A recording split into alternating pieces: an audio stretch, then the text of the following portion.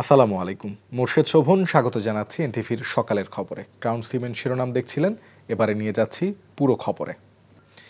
মহান স্বাধীনতা দিবস আজ। গভীর শ্রদ্ধায় জাতি স্মরণ করছে ১৯৭১ সালে মুক্তি সংগ্রামে আত্মদানকারী বীর শহীদদের। সাভারের জাতীয় স্মৃতিসৌধে ৭১-এর বীর সেনানীদের প্রতি শ্রদ্ধা জানিয়েছেন রাষ্ট্রপতি মোহাম্মদ শাহাবুদ্দিন এবং অন্তর্বর্তী সরকারের প্রধান উপদেষ্টা ডক্টর মোহাম্মদ ইউনূস।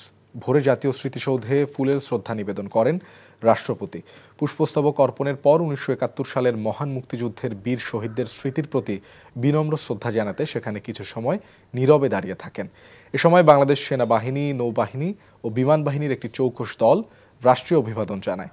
রাষ্ট্রপতি স্মৃতিসৌধ প্রাঙ্গণে রাখা দর্শনার্থীদের বইয়ে স্বাক্ষর করেন। পরে প্রধান উপদেষ্টা ডক্টর মোহাম্মদ ইউনূস শ্রদ্ধা জানান। পুষ্পস্তবক অর্পণের পর মহান মুক্তিযুদ্ধের বীর শহীদদের স্মৃতির প্রতি বিনম্র শ্রদ্ধা জানাতে সেখানে কিছু সময় নীরবে দাঁড়িয়ে থাকেন। এ সময় বাংলাদেশ সেনাবাহিনী, নৌবাহিনী ও বিমান বাহিনীর একটি চৌকস দল রাষ্ট্রীয় অভিবাদন জানায়। প্রধান উপদেষ্টাও স্মৃতিসৌধ প্রাঙ্গণে রাখা দর্শনার্থীদের বইয়ে স্বাক্ষর করেন। এরপর যুদ্ধাহত মুক্তিযোদ্ধা সহ শহীদ পরিবারের সদস্য, উপদেষ্টা পরিষদের সদস্য এবং বিদেশি কূটনীতিকরা শ্রদ্ধা জানান। এরপর শ্রদ্ধা জানানোর জন্য জাতীয় স্মৃতিসৌধ উন্মুক্ত করে দেয়া হয়। বিভিন্ন রাজনৈতিক, সামাজিক সংগঠন সহ সর্বস্তরের মানুষ স্মৃতিসৌধে শ্রদ্ধা জানাচ্ছেন। সবাইকে নিয়ে একসাথে এগিয়ে যাওয়াটা হচ্ছে একটা বড় জায়গা আমাদের জন্য। আমি মনে করি আমাদের সীমিত সময়ে আমরা অবশ্যই চেষ্টা করব যে মানুষকে এই বিচারের কিছু কিছু রায় যদি মানুষের সামনে দিতে পারি, তাদের মধ্যে যেন ওই আস্থাটা আসে যে সত্যি এই বর্বরতার একটা বিচার হবে। ৭১ অর্জিত স্বাধীনতাকে আমরা রক্ষা করার যেই কঠিন লড়াই, সেই লড়াইয়ের একটা অন্যতম ধাপ হচ্ছে ২৪, এবং এই স্বাধীনতা সামনের দিনগুলোতেও বাংলাদেশে থাকবে এবং আর কখনোই একটি স্বাধীন ভূখণ্ডে এদেশের মানুষ আর পরাধীন অনুভব করবে না। দর্শক, এ বিষয়ে আরও জানাতে চলে যাচ্ছি জাতীয় স্মৃতিসৌধে। সেখানে আছেন সহকর্মী ইমরুল আহসান। ইমরুল, সর্বস্তরের জনগণের জন্য তো উন্মুক্ত করে দেয়া হয়েছে, এখন কারা শ্রদ্ধা জানাচ্ছেন, সর্বস্তরের মানুষের উপস্থিতি কেমন দেখছেন?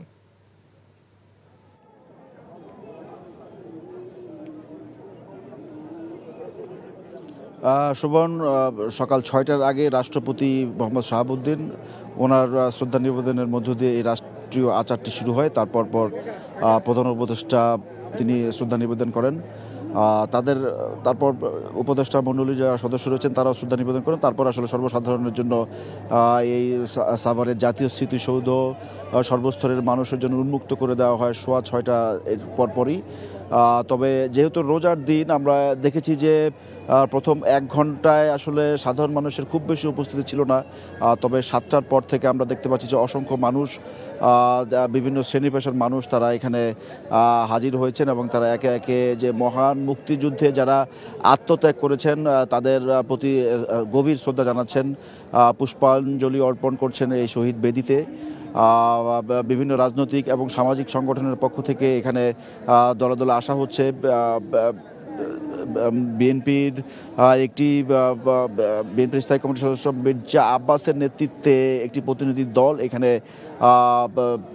বিএনপির পক্ষ থেকে এখানে শ্রদ্ধা নিবেদন করবে। তবে ইতিমধ্যে আমরা দেখেছি যে ঢাকা জেলা অর্থাৎ সাভারের নেতাকর্মীরা এখানে অসংখ্য নেতাকর্মী হাজির হয়েছেন। এছাড়া নবগঠিত যে তরুণদের দল এনসিপি, তাদের আহ্বায়ক নাহিদ ইসলামের নেতৃত্বে তারও আসার কথা রয়েছে। তো সব মিলিয়ে সাধারণ মানুষ যেটা বলছেন যে একটি রক্তক্ষয়ী মুক্তিযুদ্ধের মাধ্যমে যে উদ্দেশ্য নিয়ে এই মুক্তিযুদ্ধ হয়েছিল, সেই প্রায় ৫.৫ দশকের এই পথ চলায় মুক্তিযুদ্ধের আকাঙ্ক্ষার অনেক কিছু অপূর্ণতা রয়ে গিয়েছে।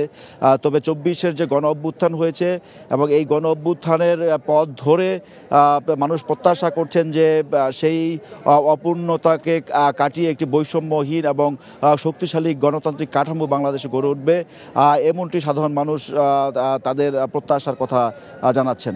সুমন। ইমরুল, আপনাকে ধন্যবাদ। দর্শক, শুনছিলাম জাতীয় স্মৃতিসৌধে শ্রদ্ধা নিবেদনের খবর।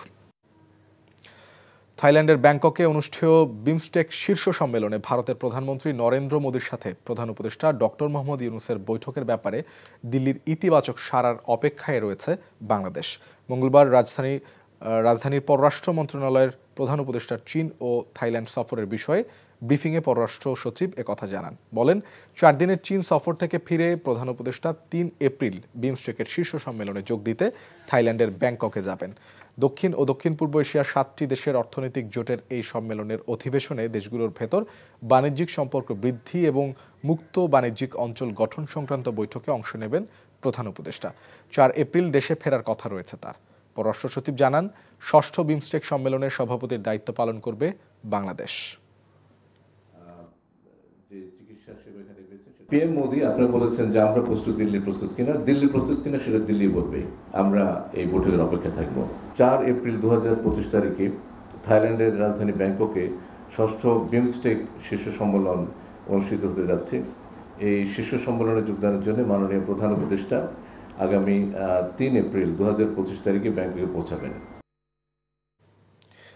দর্শক, এবারে ঈদ যাত্রার খবর জানাতে যাচ্ছি কমলাপুর রেল স্টেশনে। সেখানে আছেন স্টাফ করেসপন্ডেন্ট আরাফাত ইসলাম। আরাফাত, ভোর থেকে এ পর্যন্ত কয়টি ট্রেন ছেড়ে গেছে? যাত্রীদের ভিড় কেমন দেখছেন?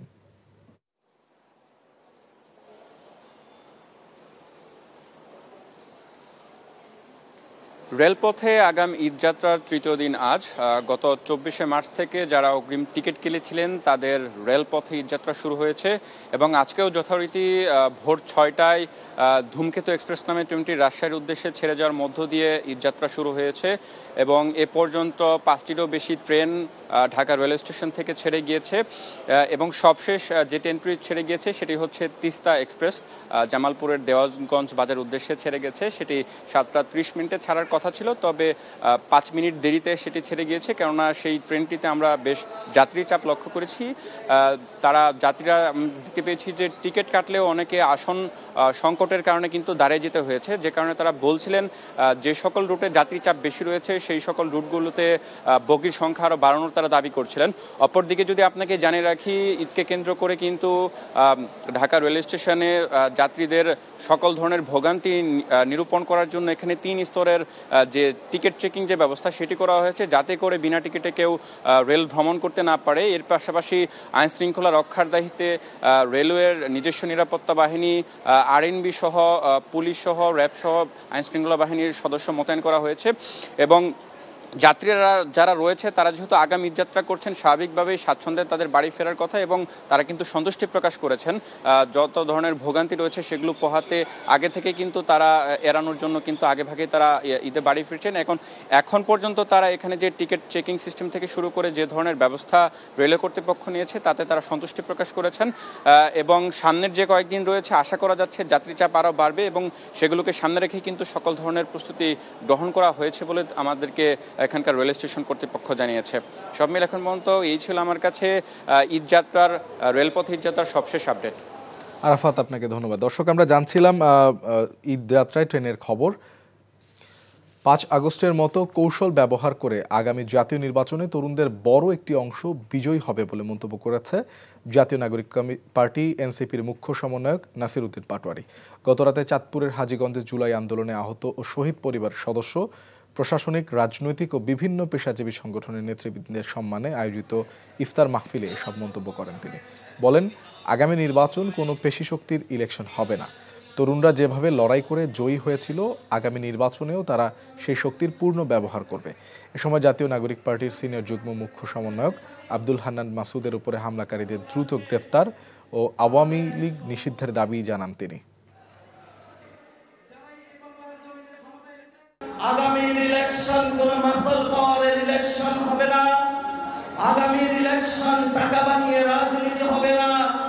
আগামীর ইলেকশন পোস্টার লাগিয়ে আপনি জিততে পারবেন না। আগামীর ইলেকশনে তরুণরা যেভাবে 5 তারিখে লড়াই করে জয় হয়েছিল, তাদের সেই পূর্ণ টেকনিক তারা বাড়িয়ে ইলেকশনে ব্যবহার করবে। 27 মার্চের মধ্যে তৈরি পোশাক সহ সব শিল্প কারখানার কর্মীদের পাওনা পরিশোধ না করলে মালিকদের বিদেশ ভ্রমণের নিষেধাজ্ঞা সহ আইন অনুযায়ী ব্যবস্থা নেওয়া হবে বলে জানিয়েছেন শ্রম উপদেষ্টা অবসরপ্রাপ্ত brigadier general doctor M Shakhawat Hossain.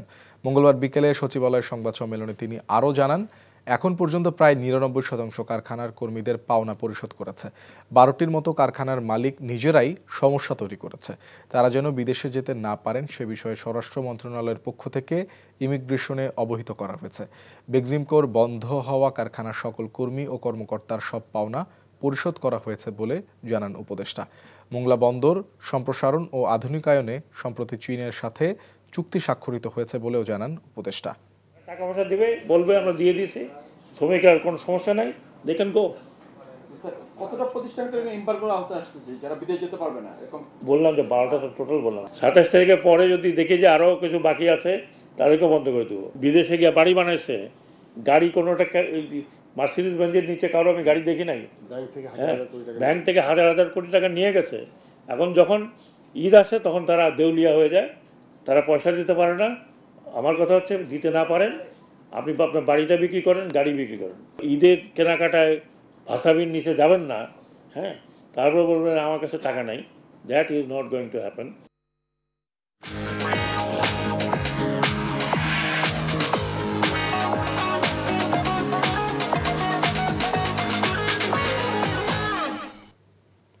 এবারে মার্কেন্টাইল ব্যাংক অর্থনীতির খবর।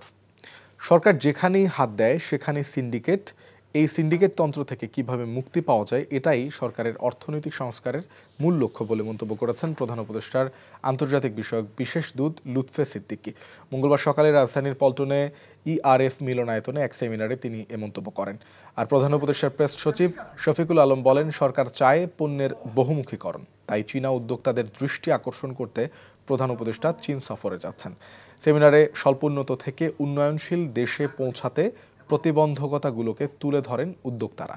পরে সরকারের পক্ষ থেকে বলা হয়, সঠিক পদ্ধতিতে প্রস্তুতি নিলে নির্দিষ্ট সময়ের মধ্যে এলডিসি উত্তরণ সম্ভব। এ সময় দেশ গড়তে সরকার আমলাতন্ত্র, রাজনৈতিক, ব্যবসায়ী সবাইকে একসাথে কাজ করার আহ্বান জানান বক্তারা। বিজনেসম্যান, বিজনেস ওনারদের মধ্যে হয়। নেক্সাসটা includes people within the government.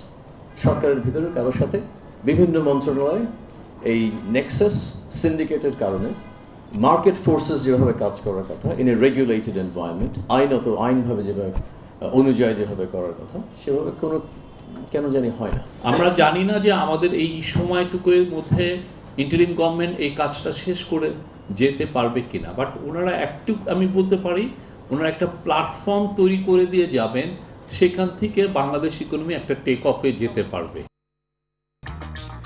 এই ছিল সকালের খবর। এই খবরের ভিডিও সহ আপডেট জানতে ভিজিট করুন এনটিভি অনলাইন www.ntvpd.com। এছাড়া এনটিভির জনপ্রিয় সব অনুষ্ঠান ও খবরের আপডেট জানতে ভিজিট করুন আমাদের ইউটিউব ও ভেরিফাইড ফেসবুক পেজ। ধন্যবাদ সবাইকে।